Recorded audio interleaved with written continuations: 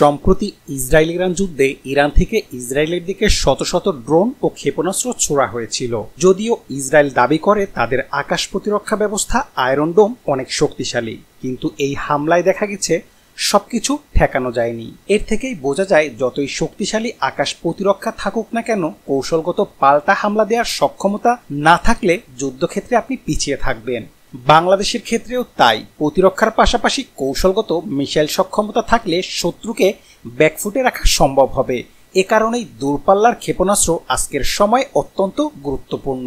আমাদের পার্শ্ববর্তী দেশ ভারতের হাতে রয়েছে বিভিন্ন রেঞ্জের মিসাইল, যেমন পৃথিবী 2 এর রেঞ্জ প্রায় 350 কিলোমিটার, অগ্নি সিরিজের ব্যালিস্টিক মিসাইল অগ্নি 1 থেকে অগ্নি 4 পর্যন্ত, যেগুলোর রেঞ্জ 700 কিলোমিটার থেকে 5000 কিলোমিটার পর্যন্ত।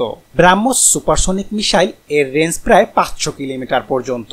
অন্যদিকে আন্তর্জাতিকভাবে এমটিসিআর মিসাইল টেকনোলজি কন্ট্রোল রেজিম অনুযায়ী 300 কিলোমিটার বা তার নিচের রেঞ্জের মিসাইল অন্য দেশে বিক্রি করা যেতে পারে, যার ওয়ারহেড 500 কেজির নিচে হয়। বাংলাদেশ এমটিসিআর এর সদস্য নয়, তবে তুরস্কও নয়। ফলে বাংলাদেশ চাইলে তুরস্ক থেকে 280 কিলোমিটার এর কাছাকাছি রেঞ্জের মিসাইল আন্তর্জাতিকভাবে ক্রয় করতে পারে। আর যেহেতু এর বেশি রেঞ্জের মিসাইল আন্তর্জাতিক আইন অনুযায়ী কিনতে পারবে না, তাই বাংলাদেশ তুরস্কের কাছ থেকে প্রযুক্তি নিয়ে যৌথভাবে নিজেরা বাংলাদেশে উৎপাদন করতে পারে। যদিও বাংলাদেশ কখনো কোনো দেশের সাথে যুদ্ধে জড়াতে চাইবে না।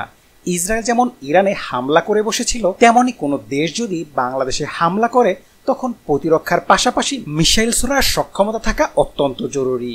ইসরায়েলের হাতে শত শত ব্যালিস্টিক ও ক্রুজ মিসাইল ছিল আধুনিক প্রতিরক্ষা ব্যবস্থা। তারপরও ইরানের পাল্টা হামলায় ইসরায়েল বড় ক্ষতির মুখে পড়েছিল, কারণ কৌশলগত যুদ্ধে শুধু মিসাইল থাকা দিয়ে যুদ্ধে জয় করা যায় না, জয় করতে হয় ধারাবাহিক মিসাইল উৎপাদনের সক্ষমতা দিয়ে। বাংলাদেশ যদি বিদেশ থেকে মিসাইল কিনে, তাহলে একবারের পর দ্বিতীয়বার কিভাবে যোগান দেওয়া হবে? যুদ্ধ চললে দ্রুত রিস্টক দরকার হয়, আর সেই সক্ষমতা তখনই সম্ভব যদি দেশীয় কারখানায় নিজস্ব মিসাইল তৈরি করা হয়। তাই তুরস্কের মতো দেশের সঙ্গে জয়েন্ট ভেঞ্চার যৌথ উদ্যোগ নেওয়া এখন অত্যন্ত জরুরি।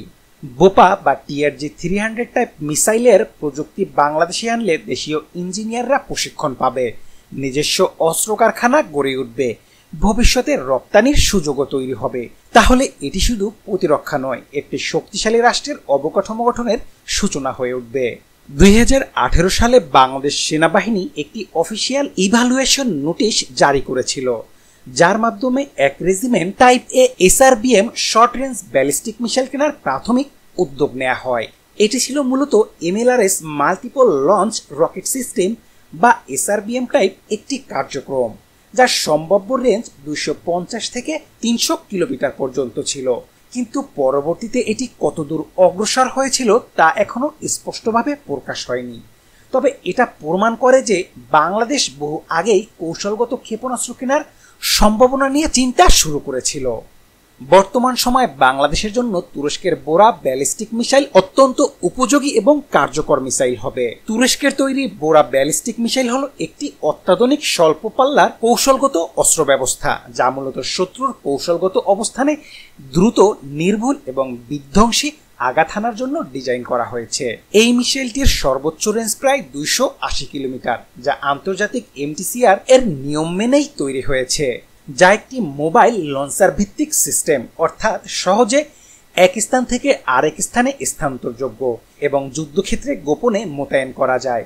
এতে রয়েছে উন্নত GPS INS গাইডেন্স সিস্টেম, যার ফলে মিসাইলটির লক্ষ্যভ্রষ্ট হওয়ার সম্ভাবনা অত্যন্ত কম। প্রায় 470 কেজি ওয়ারহেড বহনে সক্ষম এই মিসাইল শত্রুর রাডার, ঘাঁটি, সামরিক স্থাপনা, জ্বালানির মজুদ কেন্দ্র, কমান্ড পোস্ট বা গুরুত্বপূর্ণ অবকাঠামোতে নিখুঁতভাবে আঘাত হানতে পারে। তুরস্ক নিজ দেশের সশস্ত্র বাহিনীর পাশাপাশি আজারবাইজানকে এই মিসাইল সরবরাহ করেছে এবং বাস্তব যুদ্ধ পরিস্থিতিতে এর কার্যকারিতা ইতিমধ্যে প্রমাণিত হয়েছে।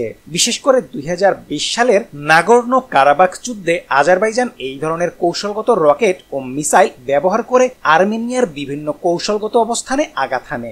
বাংলাদেশের মতো ঘনবসতিপূর্ণ ভূরাজনৈতিকভাবে স্পর্শকাতর একটি দেশে এই ধরনের মিসাইল একটি স্ট্র্যাটেজিক ব্যালেন্সার হিসেবে কাজ করবে। ভারতের সীমান্তবর্তী কৌশলগত অঞ্চলগুলোতে যদি এই মিসাইল মোতায়েন করা যায় তাহলে তার শত্রুর পরিকল্পনায় মনস্তাত্ত্বিক ও সামরিক চাপ সৃষ্টি করতে পারবে। একই সাথে এটি দেশের নিজস্ব প্রতিরক্ষা সক্ষমতা শুধু প্রতিক্রিয়াশীল নয় বরং প্রতিরোধমূলক এবং নিরুৎসাহমূলক শক্তিতে রূপান্তরিত করবে। সবচেয়ে গুরুত্বপূর্ণ বিষয় হলো বোরা মিসাইল প্রযুক্তি অত্যন্ত আধুনিক হলেও এটি এখনও তুলনামূলকভাবে কম দামে এবং বন্ধুপ্রতিম তুরস্কের কাছ থেকে যৌথ অংশীদারিত্বের ভিত্তিতে ক্রয় বা প্রযুক্তি স্থানান্তরের সম্ভাবনা রয়েছে। ফলে বাংলাদেশের মতো উন্নয়নশীল দেশের জন্য এটি একটি বাস্তবসম্মত ও কৌশলগত বিনিয়োগ হতে পারে, যা দীর্ঘমেয়াদে বাংলাদেশের প্রতিরক্ষা কাঠামোকে শক্তিশালী করে তুলবে। বাংলাদেশ তুরস্কের মধ্যে যৌথভাবে যে অস্ত্র কারখানা স্থাপন নিয়ে আলোচনা হচ্ছে, সেই অস্ত্র কারখানা কোথায় হবে তা নিয়ে এখনও আলোচনা চলমান, যদিও সরকারিভাবে এখনও নির্দিষ্ট কোনো অবস্থান প্রকাশ করা হয়নি। তবে সামরিক সংশ্লিষ্ট বিভিন্ন প্রতিবেদনে ইঙ্গিত পাওয়া যায় যে গাজীপুর, পাবনা, নারায়ণগঞ্জ বা চট্টগ্রাম অঞ্চলের কোনো একটি এলাকায় এই ধরনের কারখানা স্থাপনের সম্ভাবনা রয়েছে, বিশেষত যেখানে ইতিমধ্যে সামরিক শিল্প সংশ্লিষ্ট অবকাঠামো কিছুটা প্রস্তুত রয়েছে। গাজীপুর বা পাবনা অঞ্চলে ইতিমধ্যে বিওএফ, বাংলাদেশ অর্ডিন্যান্স ফ্যাক্টরি ও সামরিক প্রকল্পের কিছু ভিত্তি রয়েছে, যেগুলোর পাশে অস্ত্র কারখানা সহজেই সম্প্রসারণ করা সম্ভব। অন্যদিকে চট্টগ্রাম বা কর্ণফুলী ইন্ডাস্ট্রিয়াল জোন এর নৌবাহিনীর নেতৃত্বে বেশ কয়েকটি ডিফেন্স ইন্ডাস্ট্রি ডেভেলপমেন্ট প্রজেক্ট হাতে নেওয়া হয়েছে। ফলে তুরস্কের প্রযুক্তিগত সহায়তায় মিসাইল অ্যাসেম্বলি বা কামান, ড্রোন উৎপাদন এখানেও হতে পারে। বর্তমানে বিশ্বের উন্নত দেশগুলো যখন ষষ্ঠ প্রজন্মের যুদ্ধবিমান তৈরির প্রতিযোগিতায় ঝাঁপিয়ে পড়ছে, তখন প্রযুক্তির জগতের অন্যতম পথিকৃত দেশ জাপানও এ যাত্রায় সরবভাবে অংশ নিচ্ছে। মিৎসুবিশি এফএক্স নামের ষষ্ঠ প্রজন্মের স্টেলথ যুদ্ধবিমান তৈরির মাধ্যমে জাপান তাদের সামরিক সক্ষমতা ও প্রযুক্তিগত অভ্যন্তরীণ উদ্ভাবনী শক্তিকে নতুন উচ্চতায় নিয়ে যেতে চায়।